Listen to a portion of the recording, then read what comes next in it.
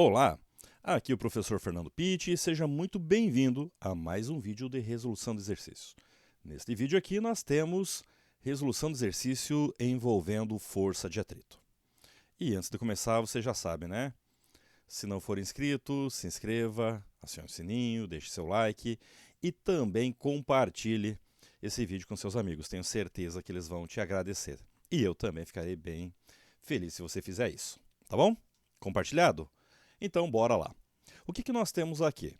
Nós temos uma questão que envolve força de atrito e um plano inclinado, né, deslizante. E ela fala o seguinte: a ilustração a seguir refere-se a certa tarefa na qual o bloco B, olha só, nós temos aqui o bloco B, 10 vezes mais pesado do que o bloco A. Ele não está colocando aqui qual é o valor da massa dos dois blocos. Não tem problema, você já vai ver que a gente vai trabalhar de forma algébrica sem nenhum problema aqui. E ele deverá descer pelo plano inclinado com velocidade constante, aceleração igual a zero. Aqui que mora toda a diferença do exercício. A gente vai ter que lembrar disso aqui, ó. E, considerando que o fio e a polia são ideais, ele quer que a gente calcule o coeficiente de atrito cinético, ou seja, o NiC, né? Acho que é isso que você utiliza, né? Bom, o que eu vou fazer? Antes de mais nada, vamos tirar as informações que nós temos. Eu tenho que o bloco B é 10 vezes mais pesado. Como eu não tenho o valor de massa, eu simplesmente vou escrever assim, ó. A massa de B vai ser igual a 10m. Eu não sei qual é, vou usar a massa como sendo m. E a massa de A como sendo 1m. Automaticamente, nós vamos precisar do peso, pois tanto Px quanto Py quanto o peso mesmo, né? Vamos calcular o peso, então, de cada um deles? Lembrando que peso é igual a massa vezes a aceleração da gravidade. E você vai ver que aqui eu também não irei substituir, tá? Eu vou deixar na forma algébrica, porque é mais fácil. Então, o peso de B vai ser igual a massa, que é 10m, vezes gravidade. Enquanto o peso de A vai ser igual a massa dele vezes gravidade. Então, um vai ser 10mg e o outro vai ser mg simplesmente, ou 1mg se você preferir. Bom, como ele está num plano inclinado, nós também vamos ter que calcular aqui qual vai ser o valor do Py, pois ele é o responsável pela nossa normal, e eu vou precisar da normal para calcular o Φ. Como que eu calculo o Φ? A força de atrito. A força de atrito, nesse caso aqui, é normal vezes o coeficiente de atrito cinético. E quem que é normal? A normal é o Py. E quem que é o Py? Py, você deve lembrar lá do plano inclinado, que aqui a gente constrói um triângulo retângulo e assim a gente vai tirando as informações. Você tem que Py é igual ao peso de B vezes o cosseno de alfa. Isso lá da teoria, tá? Bom, quem que é o peso de B? Py é o peso de B, que é 10 mg, vezes o cosseno, que ele deu aqui para nós, que é 0,80. Então, eu tenho que o peso de y é igual a 10 vezes 0,8, 8 mg. Calculei o peso. Automaticamente, significa que peso de y igual a normal, que é igual a 8 mg.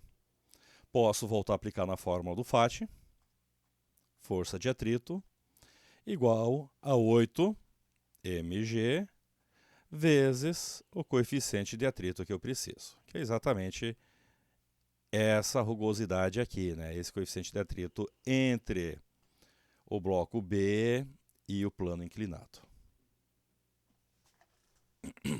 Observem que até aqui eu apenas estou montando ainda as informações que eu vou precisar. Então já sei. Vamos ver o que a gente já tem. Eu já tenho aqui o peso do bloco B. Eu não tenho, mas aqui eu vou calcular depois, né? A tração do fio vai ser necessária. Já tenho o valor do peso Y, por consequência normal, e por consequência eu já consegui montar a equação aqui para calcular a nossa FAT, a nossa força de atrito, pois o comando da questão está pedindo para que eu calcule o Ni. E é isso aqui, ó. Ele quer o coeficiente de atrito. É isso que ele quer. Mas está faltando mais uma informação ainda. E aqui é o que difere de muitos exercícios de plano inclinado. Enquanto, nesse caso aqui, ó, nós temos A descendo, eu tenho B também descendo. Então vamos reescrever novamente aqui o plano, como ficaria? Deixa eu tirar ele daqui. E vamos trazer ele aqui para um lugar mais limpo. Então o que eu tenho aqui? Eu tenho peso de A, que está fazendo com que esse sistema se movimente. Eu tenho o Px de B, que também está no mesmo sentido. E o que eu tenho que segura esse sistema todo para que ele movimente num movimento uniforme, sem aceleração, é a minha força de atrito. É negativa. Então está faltando mais uma coisa ainda. Nós precisamos calcular aqui o nosso Px. E para calcular o Px, lembra lá da definição também, Px é igual ao peso do bloco B vezes o seno. O peso de B a gente já calculou antes, que é 10 mg, vezes o seno que ele está dando aqui, que é 0,6. Então agora eu tenho que o Px é igual a 6 mg. Pronto. Tenho agora mais uma informação, que é a informação que estava faltando. São essas três informações aqui que eu vou utilizar para montar o sistema de equilíbrio aqui. Na verdade não equilíbrio, né, que ele está em movimento. Então vamos lá. O bloco A movimenta para baixo, o bloco B movimenta em direção ao plano inclinado, também para baixo, e a força de atrito é o que retém, é o que faz com que ele não desça de forma acelerada. Significa então que nós temos o peso de A, que está levando, está puxando todo o sistema, mas aqui que mora a diferença, como eu já comentei. Normalmente, se o plano inclinado estivesse para o outro lado, a gente faria menos. Então aqui é mais Pxb menos a força de atrito, que é o que segura tudo, igual a massa vezes a aceleração. Porém, como no enunciado ele falou que a velocidade é constante, a aceleração é igual a zero, então o que nós temos? Isso daqui vai ser zero,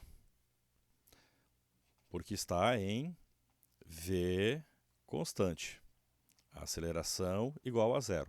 Lá do enunciado isso.